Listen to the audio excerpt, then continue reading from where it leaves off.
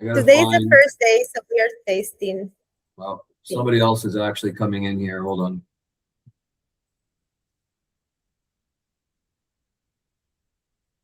Kimberly. Hello, Kimberly. We'll get started in a minute. We're just going to wait for a few other participants to join in.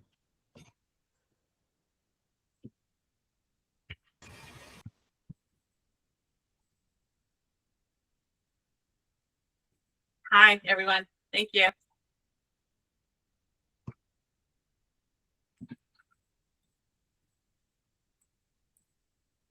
You want to let that person in, Barry?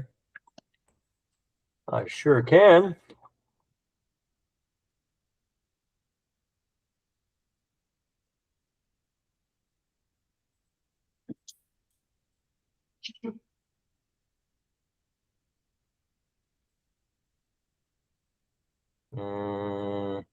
Up at the top where it says admit one. Yeah, I did.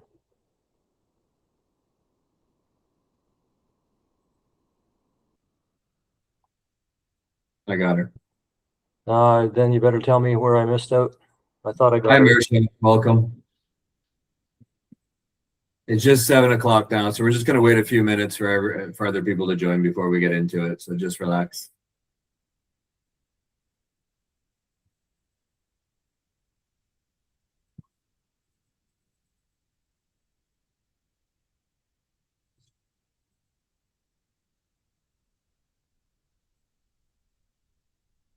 It's up at the top, Barry. You'll see a green pop-up come in, and it'll say somebody wants to come in. You just click on it, or you go over to the guests. Or maybe, Evelyn, you can do that part. Barry's. Yeah, I've actually clicked, but she's muted out, but I don't have any other. No, that's it. Everybody's admitted here. It's all good.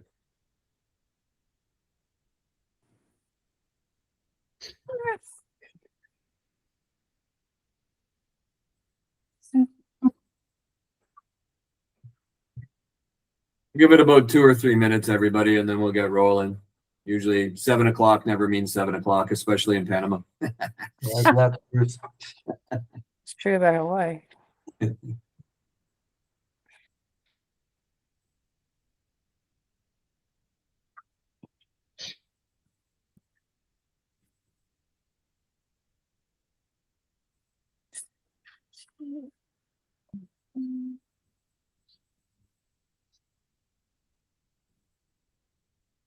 And if it's a small group, it's a small group. If it's a big group, it's a big group. I don't really matter. So Yeah, whatever. we're still new at this too, so everybody just needs to be a little bit patient.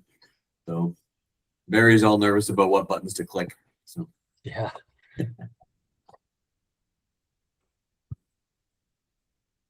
oh, somebody wants in. Evelyn, can you take care of that, please? Yep. Okay, I admitted one. Or did Evelyn do it? Somebody did. Oh, there we go. We got Lou. Hey, Lou. I got Hi. it.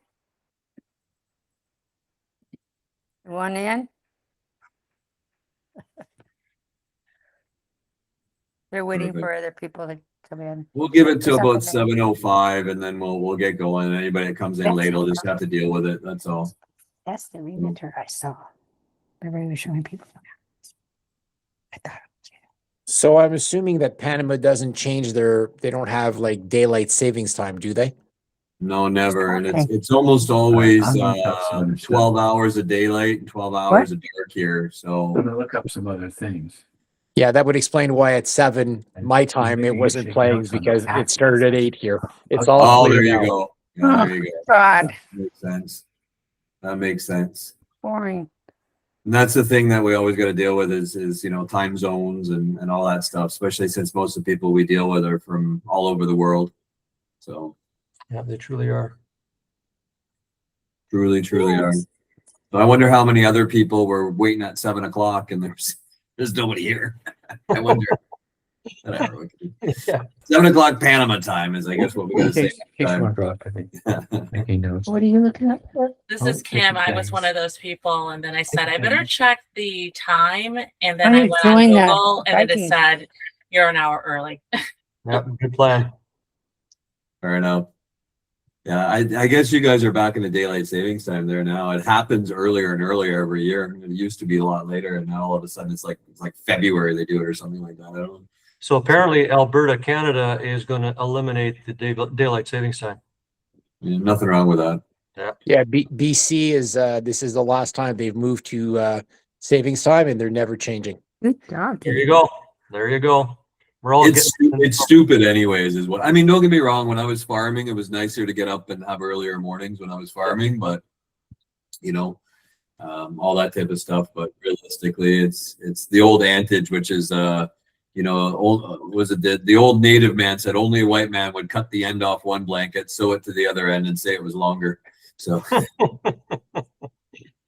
hi, Carrie. Hey, Carrie.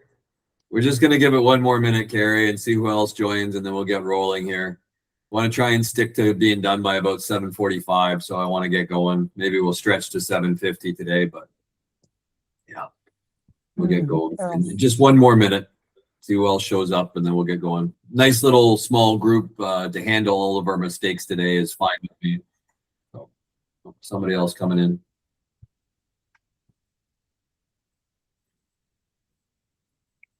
Evelyn, you're too quick. I was trying to get on it. Sorry. You guys are competing I to do know. a good job. Trying to click, and she's clicking faster than I am. You say, is it Lowry? Lowry? Lori or Lowry? Lori. It's Lori. Lori, Lori. okay, sorry. Yeah, Yes. just making sure. So, welcome. Oh, there's somebody else coming in. I'm glad we waited a few minutes then. Perfect.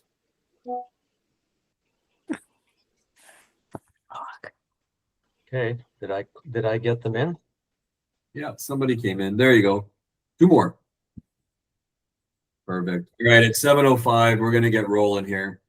So, welcome. Oh, there's somebody else coming in. Maybe we'll give it one more minute then, just so I'm not repeating myself. Okay. Three more in. I don't know who it is because it's all up there. All right, so we'll get started here. So for the purpose of the first half an hour of this, everybody's microphones are off, and I'm going to do a really quick screen share just for the technical side of how all this works. So everybody that's in the thing here can have an understanding of how you can communicate to us, but we don't want it to be a confusing mess. That's the goal here. This is our first webinar tonight that we're doing on this stuff, so please bear with us as far as mistakes and all that go, and we do appreciate that. If everybody can see my screen over here, this is a screenshot of what we're doing right now. And down in, if you can see my cursor here, down in this little box down here with 3 lines on it, it looks like a little cartoon bubble. If you want to ask any questions or anything, just type them down here. And Evelyn and Barry are going to monitor the questions. And basically, we're going to do 3 brief segments of 10 minutes each tonight, dealing with 3 different topics. And then at the end of those, the end of that 30 minutes, we'll get into about a 15, 20-minute question and answer segment. So you can type the questions there, and then at the end, we'll answer the questions that have been typed as we're talking, okay? But I won't, respond to everything as we go. Otherwise, it's just a little bit confusing for everybody. So just type your questions by going into here to open up a chat window, and then you guys can type. So real brief introductions here. My name's Ken Norton. I'm from Canada. I own the brokerage of Panama Properties. We have in the room with us tonight as well, we have Barry, who is our marketing expert out in Boquete. We have Evelyn, who is our sales assistant and marketing person here in Petitcie. And then hiding behind the scenes here, we have Kadine, who is our broker of record out in Boquete. And so the whole team right now is in the room. You're probably going to hear me do most of the speaking tonight, and Barry's going to chime in, and Evelyn will have her opinions and all that stuff as well. And that's basic thing. Barry, do you want to do a quick introduction of yourself, please? Sure. Ali and I had moved to Boquete about 2022, November. Been here ever since. Love the country. Got involved in property inspections. We built properties here. We bought properties here, and absolutely love the countryside. And it's very much something that everybody should look into as far as retiring goes. Okay, perfect. So let's jump into it here so we're not too far behind on stuff. And I'm just going to do a bit of a screen share so that you guys can see it as we go through. And our first topic for this evening is going to be about taxes. It's something that usually comes up near the end of when I meet with clients. And a lot of people say, oh, by the way, what about property taxes? But I think it's definitely a large subject that needs to be discussed, because property taxes and property tax rates in Panama, if you choose to move to Panama, or maybe if you're living here, are significantly less expensive than most countries outside of Panama. And we're going to touch on this a little bit. And, you know, like back home, I had a farm, so I was very lucky in my operation, because agricultural taxation in Canada was very low. We had a lot of benefits, but I was still paying about $3,500 a year, even though I had a farm. But I have friends that live in cities that are paying, you know, $5,000, $6,000, $7,000 a year now. You know, places like Toronto, New York, Los Angeles are obviously extremely expensive. So one of the benefits that we have in Panama is that we have extremely low property taxes. And I always say it's a lot of times because the government is stealing from the canal, so they leave us alone. Whether that's true or not, that's subjective, but that's at least my opinion. Up until, I don't know how long ago it was, a few years back, I'm not going to put an exact number on it, there used to be a lot of property tax exemptions on new construction. And a lot of times if you built a new house and you registered that new house, there would be a 20-year property tax exemption where you paid zero. So a few years back, they scrapped that program and they brought in what was the minimum of exemptions, okay? But there's still a lot of properties that we go through that come up on the market, and you'll see tax exemption till 2035, tax exemption till 2032, stuff like that. And that comes down to that throwback to the old system.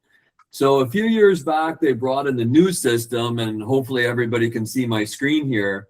And what they did, and this is the primary one here that I talk a lot about with people that we're dealing with and helping as clients, is the primary residence tax exemption, okay? And basically, and we're going to talk about immigration and visas a little bit after this, but basically when you do your immigration and you become a permanent resident, and your lawyer, somebody like Kadine, can help you with this, and they help you file the paperwork. And when you file the paperwork as being as your property being your primary residence in Panama, the real bonus here is that anything below $120,000 is zero tax, 0% tax. Over $120,000 up to $700,000 is only 0.5, so 0.5% of tax. And then over the 700,000 is still only 0.7. So the last house that I had in Canada, not the farm, but the house, I think we were at 3.4% as a comparison, you know, and I'm sure you all have your own tax stuff within your own districts. But here it's extremely affordable. So if you come in and you only buy a house, you're only snowbirding it, you're not going to do your immigration, you're not going to do any of that type of stuff, the minimum for 0% tax is still your first 30,000 is free. Then you get up to 0.6%, up to 250, and then 0.8% from 250 to 500, and 1% over 500. So, you know, the general breakdown, I had it here a minute ago, just a second. So an example here, if you have a primary residence, is this example that's right here, which is basically that if you have a $200,000 property, you're only paying $400 a year in tax on a $200,000 property. That's it, nothing else. And then you get into stuff like, for example, where I live in Petitcie, we pay $18 a year on our garbage collection. We pay $8 a month if you're on public water, stuff like that. So the cost of all these stuff is extremely affordable compared to North America and Europe when it comes to the taxation on these things. Okay. A little bit more about taxation when we get into this stuff. When you go to sell a property, and this is something that a lot of people don't get into when they're thinking about when they're buying. They only think, you know, that this gets burdened on them when they go to sell is transfer taxes. So when you go to sell your property, and this is important to think about on what your registered values are, things like this, is there's going to be a 2% flat transfer tax on your sale value. And then there's going to be a 3% capital gains tax if it's in your personal name. Okay. Now, we advise a lot of people, and this is a deeper topic that we'll get into maybe in the next webinar. We advise a lot of people to put their properties in foundations, or what we call in a lot of part of the world, trusts. And when you're in a foundation or you're a trust, the downside, there's a lot more upside, but the downside is you're basically into a 5% flat transfer fee on your sale value. But we'll get into that a little bit deeper on the pros and the cons of foundations and trusts and corporations and all that type of stuff. It's not on the agenda for today. So that's kind of the basis here of what we're looking at on some of the advantages of property ownership in Panama. There's very, very, very low taxation. Okay. So it's a bit of a summary, and we can get into deeper. I'm sure I see a lot of questions popping up as I'm talking here, and we'll get more into the ins and outs of it when we get into the Q&A at the end of this. Okay. So, but that's a gist. Now, if you look here, we're on the web page. There's a section here on the web page, which I don't need to give you notes on. This is already written out for you. And if you go into the Panama info guide up at the top of the web page, there's a Panama property tax information guide that we have on the webpage as well. So you guys can go, you can read the whole thing. You can get a little bit deeper into what's there. And, you know, we have accountants, we have lawyers like Kadine, who's our broker of record as well, that can definitely get deeper into this, that are a lot more technical and actual like legal experts when it comes into it compared to me or Barry or Evelyn. Barry, you got anything that you want to add into this before we move on to the next topic? I think you've pretty much covered it all. We can certainly move into the next topic. There's a question that we had come up, or a couple of different questions I've answered to a certain point you may want to elaborate on. We'll deal with that at the last 15, 20 Sure. minutes as we'll get into that. I don't want to get bogged down. Sometimes when you do these things, you get bogged down by all the questions and then you end up missing the other topics. So Exactly. I'd rather skip over those and go down to the end is what I prefer Yep. to do. Okay. So the next thing we're going to talk a little bit here on the agenda is going to be residency through investment. Okay. So one of the reasons, and I'm sure a lot of you that haven't made the move yet, one of the reasons why people come to Panama is it is an extremely easy and cost-effective way to get your permanent residence, or for you Americans, your green card, your Panamanian green card. And the advantage of this, and unfortunately the thresholds do slowly move up as time goes on, but as of now, it's still one of the more affordable and easy countries to get your permanent residence in, okay? So there's a lot of advantages to having your permanent residence, but I don't want anybody to feel that if you wanted to come in and buy property and move to Panama, you don't have to get your residence. It's not an obligation. You can buy property here simply with a passport. And one of the biggest disadvantages of Panama is that when you buy a property here, even if you're a foreigner, you have all the rights, privileges, and protections under the law as a Panamanian citizen. We're not treated as second-class citizens when it comes to property ownership or anything else. They treat us the same, okay? I spent a lot of years living in Asia, and I cannot attest to that being a fact in Asia. So Panama really, really does look after those of us that do come here in legal protections when it comes to this. So a very popular visa that I get asked about a lot, and again, I'm not an immigration lawyer, Kadine is, but I'm not an immigration lawyer. But I do know the gist and want to go over this type of stuff so that you guys have the idea to then maybe follow up with somebody like Kadine on deeper questions later on. But one of the ones here is what we call the golden visa or the investment visa. and it's a fairly quick path. It takes anywhere from about 3 to 6 months to complete. The minimum threshold is a $300,000 investment, and that typically takes place in a real estate purchase. It doesn't have to be, but when you go the other routes, like a term deposit or CD, there's a lot more complications that go into proving the funds. So most people, if they're coming in, they're buying a house anyways, they're going to go and use the $300,000 to buy a house or property, okay? The downside of this is that it is an expensive permanent residence visa to obtain compared to the other visas that we're going to talk about. A lot of people, unless you're, Mr. Moneybags, they tend to go other routes. Not saying nobody does this, but you're looking at $15,000, maybe $20,000 in government and lawyer fees by the time you're done with this visa, opposed to some of the other visas, which you may only be $5,000, $6,000 by the time you're done. Okay, and I'm spitballing the prices, but I'm giving you a general idea of where you're at with fees. The advantage of this visa over some of the other visas is speed. So the application goes in, you get your temporary permanent residence, and usually within 6 months or under, I can't guarantee it, it depends on what's going on at the immigration office, you're done and you have your permanent residence, and you can apply for your government IDs, you can apply for all that type of stuff. So if you have the extra money, you're in a rush, the golden visa is definitely the path to take. Now, the most popular option I probably deal with, or second most popular option I probably deal with most of the clients, is the Friendly Nations visa. And the general people that do this are people that don't qualify for the next one we're going to talk about, which is the pensionado visa or the retirement visa. And the Friendly Nations visa is still very affordable. It's a $200,000 minimum investment threshold, again, generally done in real estate. You have to prove for 2 years that your money has remained in Panama. So basically, you get a temporary permanent residence when you apply, and that happens very quickly. You need your criminal background checks, you need your documents, you need, there's a bunch of paperwork you need to put in. But when you submit your paperwork, you basically get it that day, okay? And you need a lawyer to help you do this. And luckily, we have a really good lawyer that can help you do this, okay? And then you got to wait 2 years.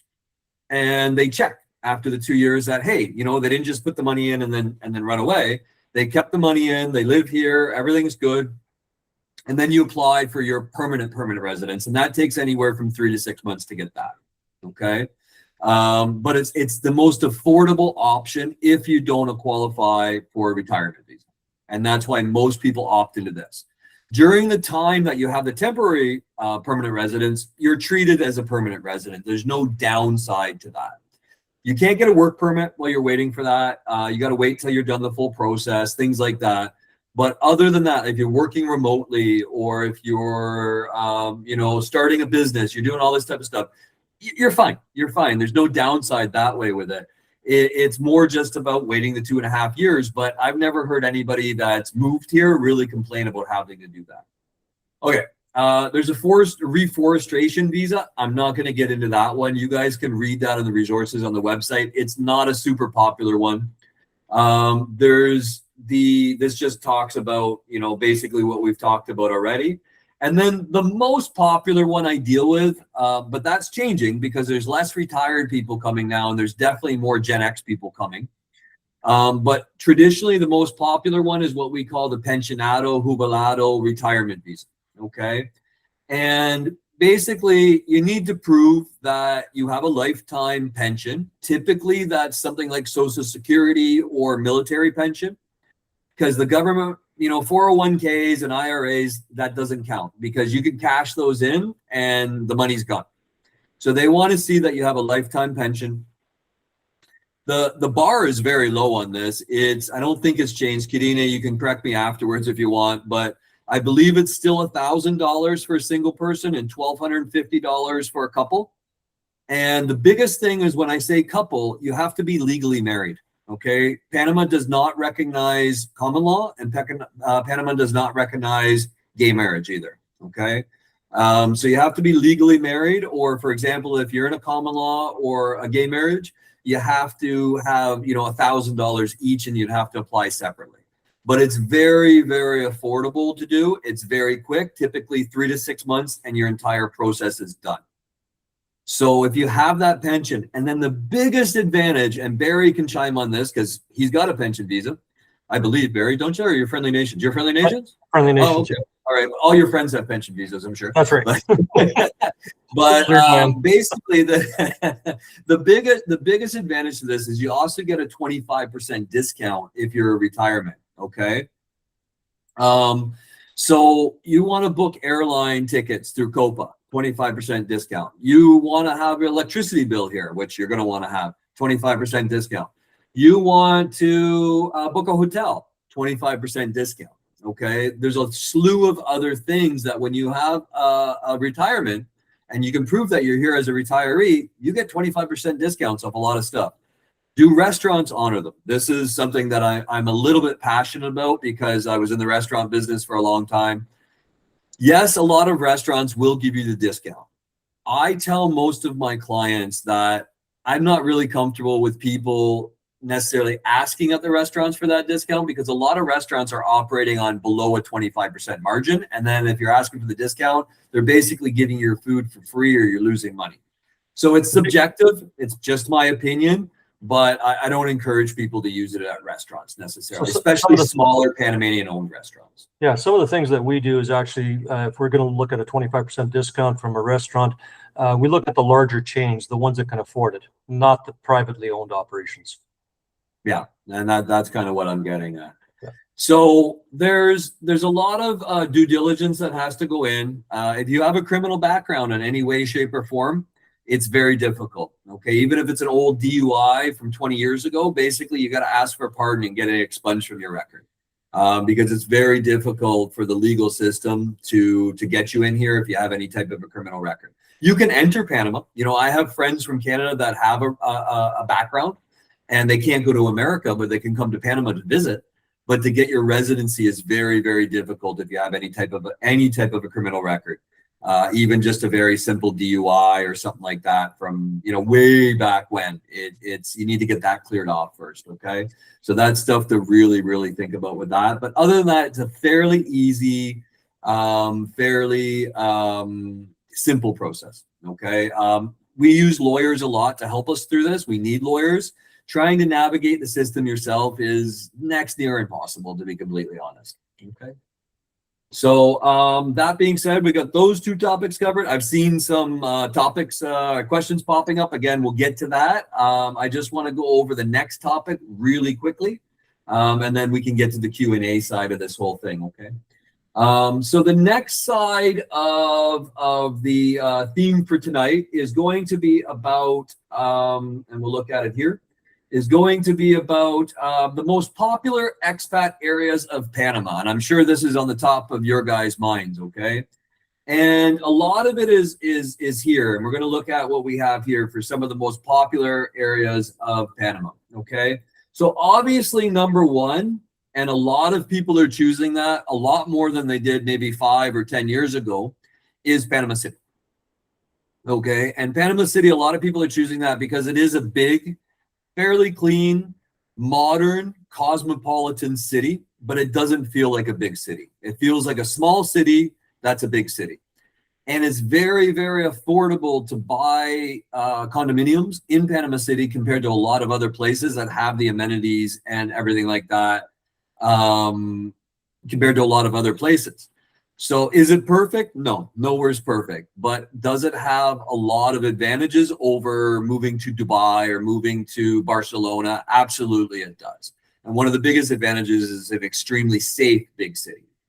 Next on the list, Barry and Kadine are out there right now. Boquete.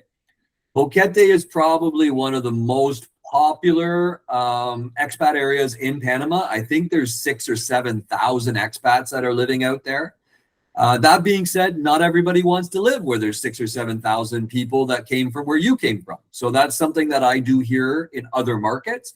But the people that move to Boquete absolutely love it out there. And it's a beautiful, beautiful place. I think the biggest advantages of it is there's a lot of conveniences. There's a lot of restaurants. There's a lot of amenities. But the biggest thing that I think people choose out there for is the weather. and the weather's a lot cooler than a lot of other places. And the big thing, it'll go down into the 60s, into the 70s at night. It'll only go up usually into about the 80s, maybe on a really hot day, the low 90s. So for those of you not speaking American, I'm saying it'll go down to, 16, 18 degrees at night, and it'll go up maybe into the high 20s, low 30s during the day. Okay. But it's cooler. Most people in Boquete do not own air conditioners, and they do not own heaters. So it's that kind of perfect climate where it kind of bounces between about maybe 20 to 30 degrees. And that's about all that it does. There is a lot more rain up there than some other areas of Panama, but people seem to manage with that. And they just plan their days around that rain. Barry, any Boquete comments? Well, before I move on. Sure, if I get a minute here. There's about 100 different microclimates in Boquete area. One of the things that Ken mentioned, it's a very passive temperature for those that like the mediocre temperatures that'll work for them. But there are areas that if you go further down from Boquete towards Delega and towards the city of David, the temperatures there are pushing 35, 36 degrees easy. That's in Celsius. If you go up towards the mountains past Boquete in the other direction, again, you're probably looking at 14, 15 degrees. In some places, you almost think that's going to snow. That's how damn cold it gets. So, I mean, you've got those variations, and choosing a place to live in Boquete area is something that needs to be done on a regional test period, meaning you have to go through the different regions at different climate time periods, such as your rainy season, your hot season, that kind of thing. So it's not just set in stone in one temperature, but it is overall, as Ken mentioned, a cooler climate than the rest of the country. Okay, so moving on, the next popular expat area where I live, where Evelyn lives, is we're down in Petitcy. Petitcy is a small beach town. It's very popular with especially retiree expats, but we are seeing a shift in the generation where there's a lot more Gen X expats that are coming now. It's only about maybe 1,000 of us in the entire area, and we're down near Playa Banal, which is a surf town. We're near a few other smaller cities, but it's just a very calm, tranquil, relaxed place. Some people love it, some people don't love it. I find a lot of the Petitcy people don't like Boquete. The Boquete people don't like Petitcy, but it's polar opposites. Me personally, I like to go to Boquete 4 or 5 times a year to get away from the heat of the beach and spend some time in the mountains. And then I got people in Boquete that love coming down to Petitcy because they want some beach time. So it's good to have both those types of worlds. And we'll get into another webinar later on where we'll get more specific into these areas.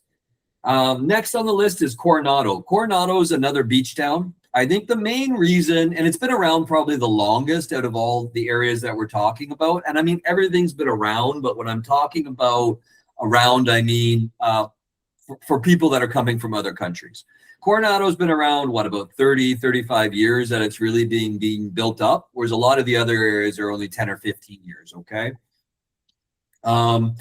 No, it did not snow. No, I can guarantee it did not snow in Boquete. I just saw that message pop up, sorry. Anyway, so Coronado, I think the biggest advantage of Coronado is it's an hour from Panama City, and it's an hour and a half from the airport, which is Tocomon, and it's only about 20 minutes from Rio Hato Airport, which has now direct flights from Toronto and Montreal. So a lot of people like that area, especially the snowbird category of people that are only here for 6 months. They have family that come down and visit them, like adult children during those 6 months. And a lot of people choose that area mainly for convenience, really, to come, to be blunt on it.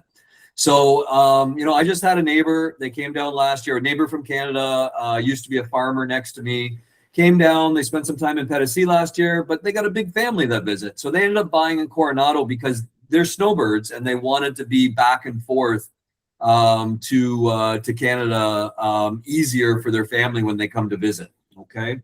And then last on my list for today, and there's a lot of other expat areas, but these are kind of, I think the biggest one is Bocas del Toro.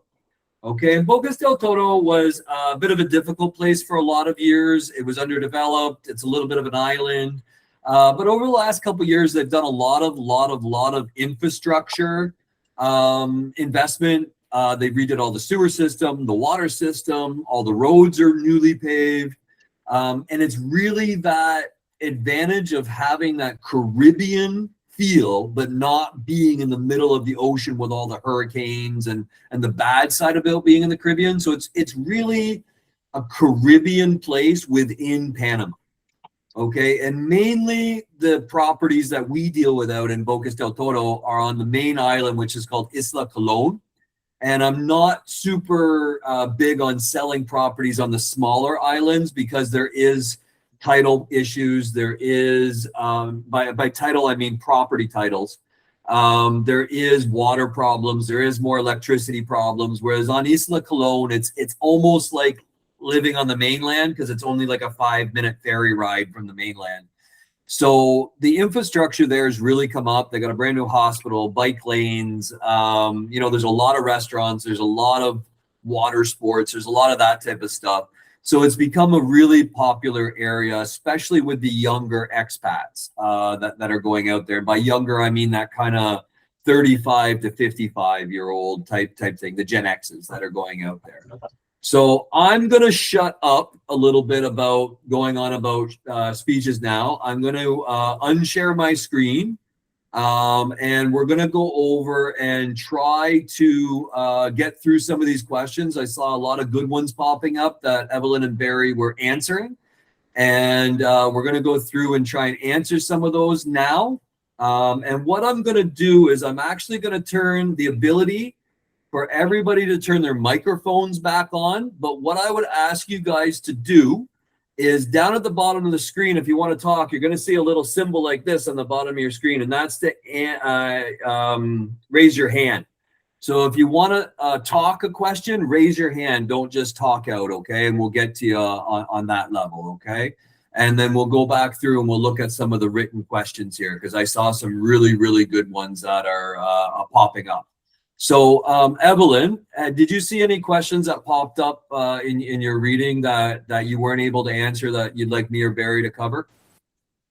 Why are HOA fees so high if the taxes are low? Yeah.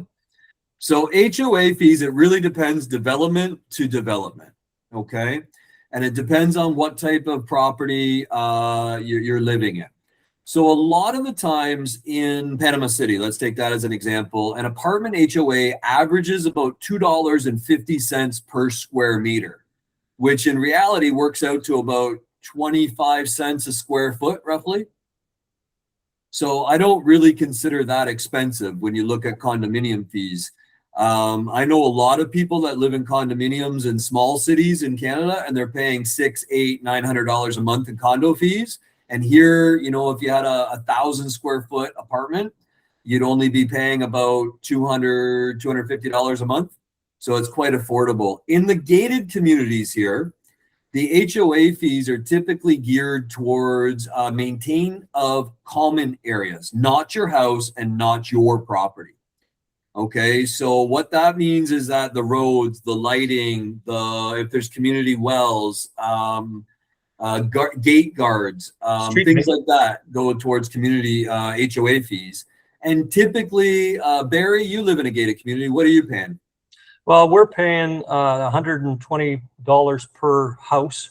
And if it's a non-residence, like a garage, for example, on a piece of property, you only pay $60. So it's quite reasonable. Yeah, so if you only had one house, you're only paying $120 a month on HOA. Yep. I think that's pretty reasonable. You know, you're in a gated community in Florida. I would like to think it's a lot more than that. Yeah. So, yeah. Who asked that question, Evelyn?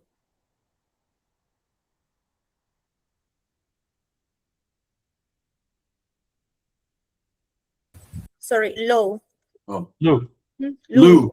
500 in Coronado. I don't know where that is, but I would probably want to look at the size of the land and the size of the apartment before I could comment on that. Well, it was at Vistamar and it was a penthouse unit. It was about 3,100 square feet. That's why. You know, that's the reason. If you're looking at about 3,100 square feet, that would pretty much explain it. So you're about 300 square meters, roughly. And you know, if you take that and you divide that down, yeah, 300, how much you say? $500? $500? So you're about Yeah, 506. yeah, 506 divided by about 300. So yeah, you're about $1.60 a square meter. So that's actually really, really affordable on the per square meter type of a thing, right?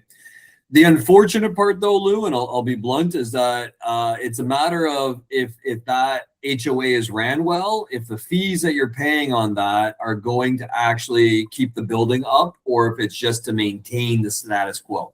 And that's what, when you get into the real estate conversation, you got to look at it in the fact that, okay, if everybody's paying that $1.60 a meter, at the end of it all, is the building being kept up with that money? Where is the money going? Okay, and when you buy into an HOA in Panama, it needs to be a bottom up HOA, not a top down HOA. And what that means is that the board of the HOA needs to be working for the members, not the members afraid of the board. So $1.60 is cheap on a penthouse, really.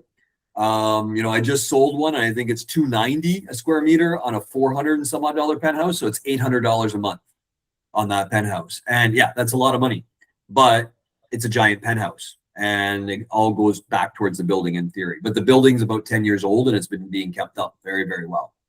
And then if it's being allocated properly, the advantage is that it doesn't, all of a sudden, all the owners don't have a surprise, oh, we got to replace the elevators, we need $200,000 and everybody's got to chip in.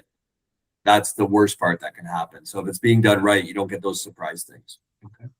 What else for questions, Evelyn, that you've had, that you haven't been able to answer?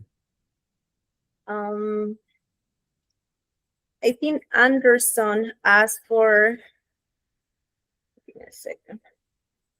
Can a person purchase an annuity to qualify for a lifetime pension and then qualify for the pensionado visa? So an annuity is, I'm trying to wrap my head around exactly what an annuity is because I haven't dealt with the financial sector for a lot of years. Generally, Kadine, can you pipe in here for a second? Generally, it needs to be from like a government source or something like that, correct? When it comes to the pensionado? Okay, what kind of documentation they are asking for? He's talking about an annuity. An annuity is basically where you're paying yourself a pension. Well, yes, it's a few documents that you will submit. That important ones are your FBI police record, and then all the information about your social security and for your bank account. Yeah, so what he's getting at is an annuity is not social security. An annuity would be basically where you're paying yourself opposed to social security. Not really. No. Yeah, that's what I figure. Yeah, I think it would be very difficult to do it on an annuity. It's typically based on social security or military pension or like a disability or something like that, but not from a 401k, IRA, that type of a thing. No, it usually won't. Or corporate pension as well, right? Well, the problem with corporate pensions is it depends on how it's secured. So a lot of corporate pensions now are tied into RRSPs or 401ks in America. And the problem is it a guaranteed corporate pension or is it tied into an RRSP or 401k?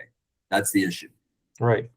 Right. Because what they don't want to see here is your ability to cash it out and then be stuck in Panama with no money. Has to be frozen. That's right. So what else for questions that we didn't get into? I saw about, I'm going to field this one here about direct flights from Canada. So yeah, they fly into Rio Hato, which is not called Rio Hato. It has a different name, but everybody here calls it Rio Hato. And it's Air Transat from Toronto and it's Sunwing from Montreal. Okay, and they only fly from November 1st into May. And the flights are very, very reasonable. They're about $500 US round trip. So they're very reasonable flights. However, you can travel also from Panama City directly to Toronto as a direct flight to Canada. So you don't have to go to the US. Yeah, and that's the advantage is that if you're going to Canada, that you don't have to do the stopovers, you don't have to go through TSA, all that type of stuff. So it's preferable, and you don't have to go into the big international airport. It's a very small airport that you fly in and out of when you go to Rio Hato. So that's the cool part. I also write down the name of the airport. It says Scarlett Martinez. Okay, thank you. I can never ever remember that. Thank you. And Karen Wilson has a question. She has the hands up. Oh, go ahead, Karen. You can ask. Kareem. Hi, this is Oh, Karine. Karine, sorry. That's all right. I'm a Canadian living in the United States, so hands up, Canadian! Yay! Try to get to Panama. So this is a personal question, and the different people that are on the board can ask, because I've just visited Panama and fell in love with it. And what made you decide to live where you all live? Like, what was the deciding factor for you? Like, That's a whole nother episode.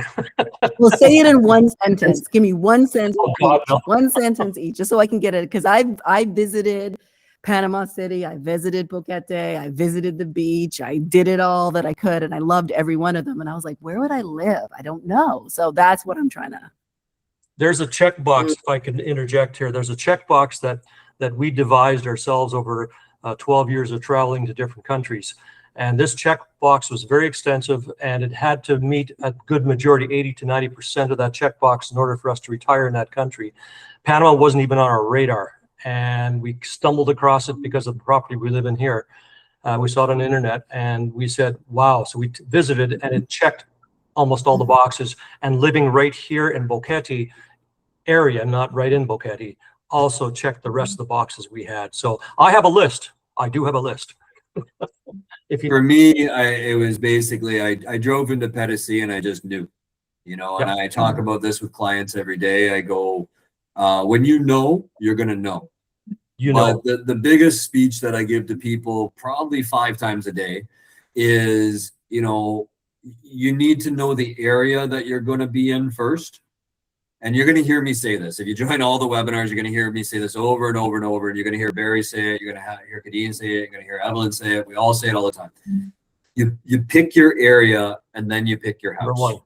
Okay, that's number one, because you really got to buy into the community that you're going to live in, because that's what's going to make you happy. And if you just find some big, beautiful house with an ocean view or a mountain view or whatever, but it's not in an area that you want to be in, you're going to be miserable. Or there's a strong chance you're going to be miserable. Yeah. So it's really, really, really about, if you visited and you fell in love with Panama, now what you got to do is you got to fall in love with the area that you The area, yeah. Yeah, that's what it comes down to. Yeah, for sure. So, but we'll those types of questions give us the ability to formulate a format for the next one of these. Okay, so thank you. That's a really good question for sure. Thank you. Anybody else have Kimberly. a verbal question they'd like to go over before we go back to the list? Kimberly has a question. Kimberly, shoot. I don't know if she cannot talk, but she write down how difficult it is to get to Pedesee from the USA. Sorry, Evelyn, say that again. How difficult is to get to Pedesee from USA? Thanks, Super, Evelyn. I'm here. super easy. So, Kimberly, there you go, Kimberly. We can hear you now. Hello. Hi. Hi.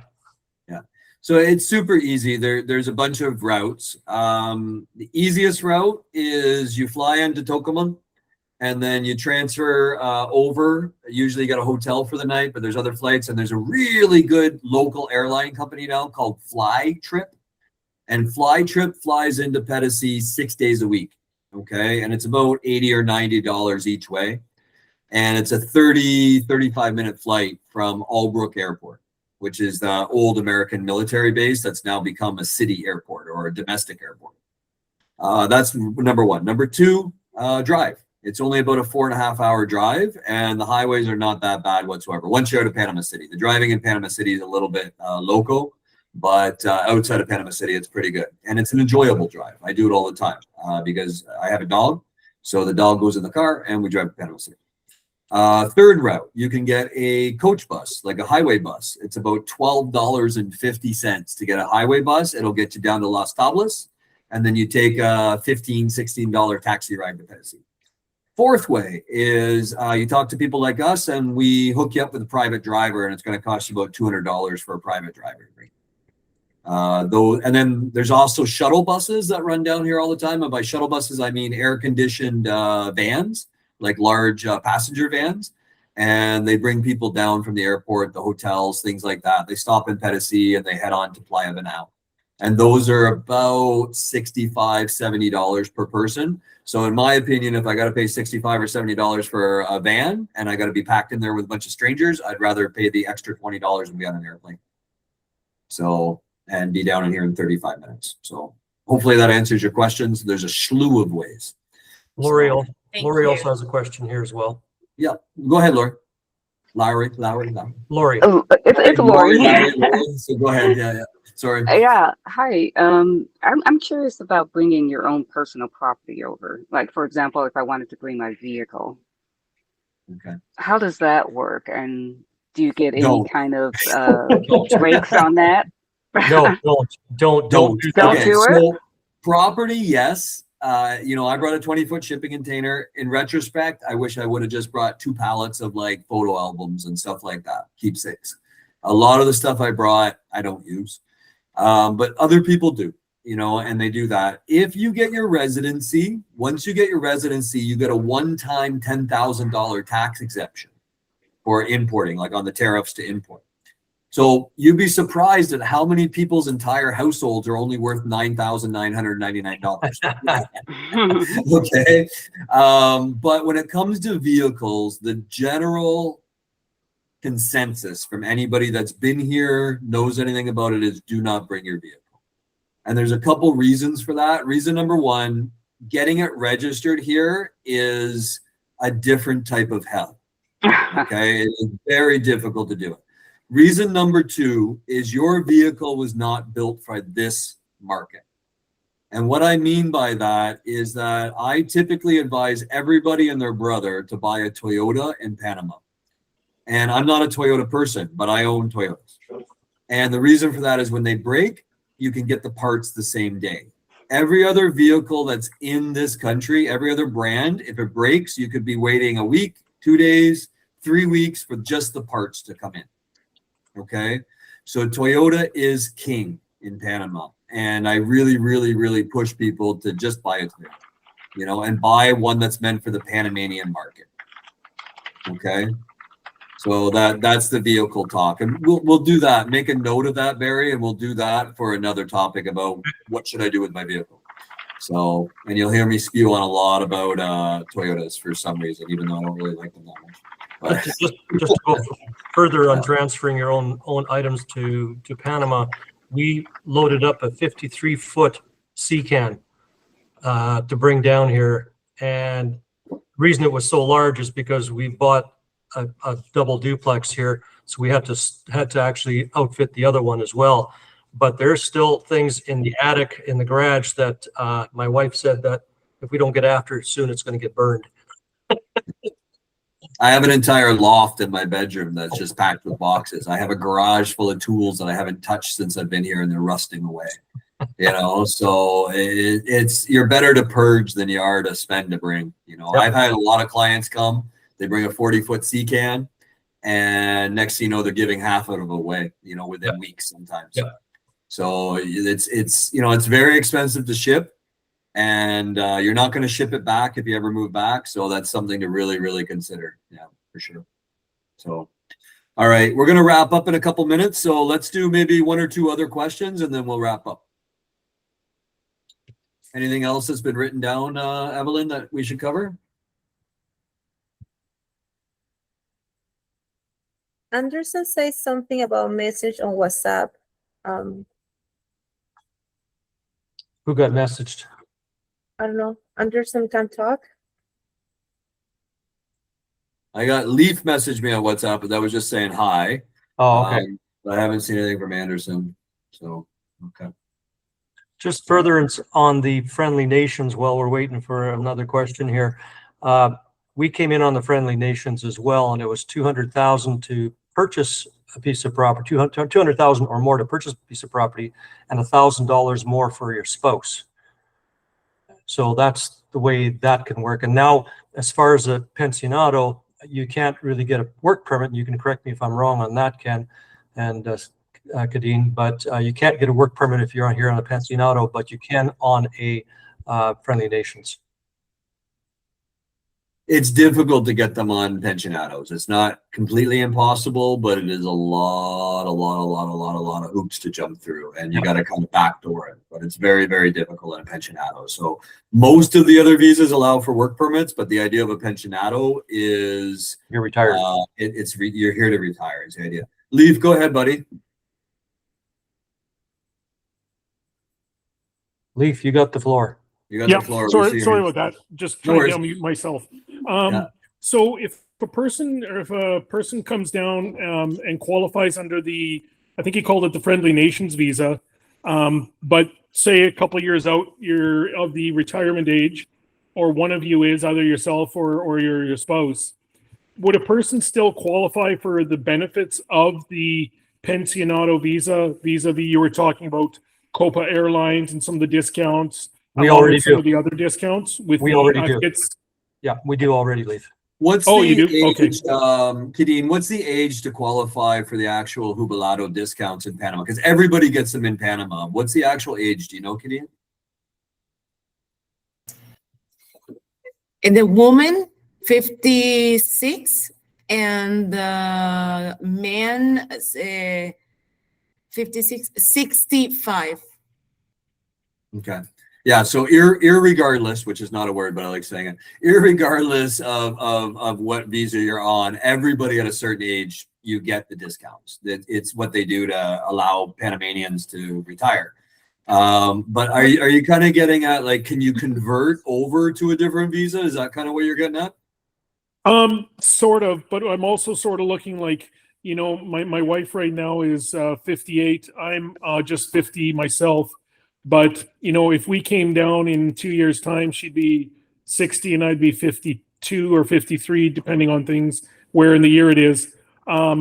She would qualify, but I wouldn't based on age then, if I understand that Oh, correctly. but you can come in as her dependent. You're my dependent. Right, okay, all right. Yeah, that's how that would work. Is if she's collecting Social Security or something like that, then basically you just come in, underneath hers. That's the way to do it. And then So- we both qualify if we're underneath. She'd be almost like the primary applicant then, would that be a correct wording? Yeah. Okay. Yeah, that's right. Yeah, And that's how- right. And you have to have some gray hair on your head to qualify as well. Or at least on your chest. You have to have That's a little bit on your chest, anyways. So just so they believe you when you pull out the jubilado discount card, you got to have a little bit there. Exactly. Oh, you qualify, Leaf. I have hi. There you go. So perfect. All right, we'll field one more from somebody, and then we'll shut her down for the night. I don't want to keep everybody, and I'm sure people have dinners and bedtimes and TV shows to watch. So all that type of stuff. Anybody else have anything else they want to cover for today? We're all good. All right. Oh, we got somebody here on the bottom writing something. Just a second. Kimberly. No, Kimberly's just giving us a thank you. Okay, guys, perfect. I hope I didn't talk too much. I hope you guys got some good information. Thank you for your patience. Yeah, so we'll see. The biggest problem with this format on what do you call it, Google Meets, is we don't have everybody. It's not like you guys register to come in. Okay, so if you want the meeting, and I will get a downloaded recording that'll come in, the best thing that you can do is to email me, I guess. And my email, Evelyn, can you write it down in the bottom right now, please? So if you send me an email saying that you would like the recording, I will forward you the recording. That's not a problem. Okay, and my email is really easy. It's just ken@panama-properties.com. And I will forward you it. It takes sometimes a couple hours up to a day for Google to send me the recording, but once I have it, I'll forward it off to anybody that wants it. Okay, just shoot me an email. And Okay, awesome.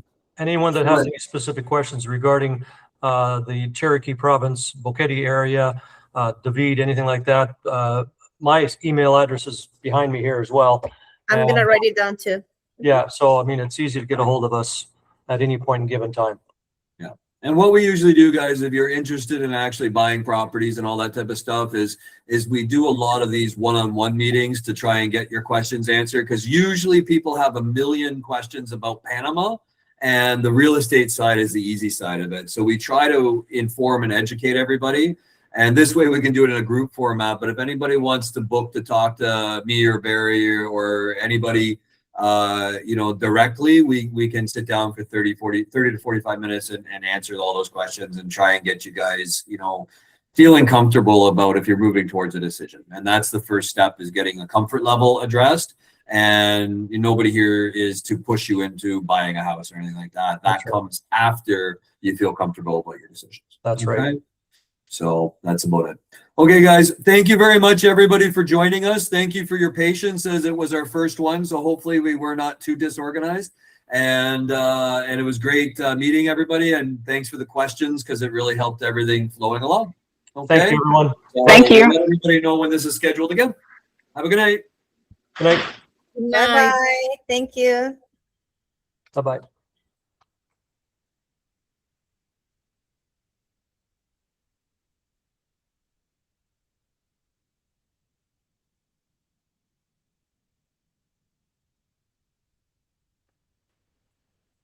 Great. Perfect. See ya. Bye How was that, bye. Kadine? You liked it? Super good. Very nice. Okay, Good idea. perfect. Congrats. Perfect. You We'll guys get did great. I thought you were still in Evelyn America, too. but next time the whole team will get together and we'll come up with a format for the next one. And we'll do one maybe about certain stuff about real estate, certain stuff about legal, certain stuff about that. We'll brainstorm that next week when we're all together. Okay? Yeah, So- I didn't mention anything, but if a new law for the pensionado visa, it's a small things Yeah. about when they go out and come in, but we can set up the next Yeah, meeting. we'll get actually. into that. Maybe we'll do like a 10-minute legal thing about things that have changed. And then we'll do Yes. something about some about some. And then that way you can be the lawyer, you know what I mean, about it all. And then that Yeah. way people know you as the lawyer, and that'll help with the clients as well. So But you did good. that'd be You awesome. did Yeah. great. All the information is really interesting. So Yeah, thank you for sure. that. Okay, cool. Well, See you. bye bye. Bye, Bye-bye. Evelyn. Ciao. Bye bye.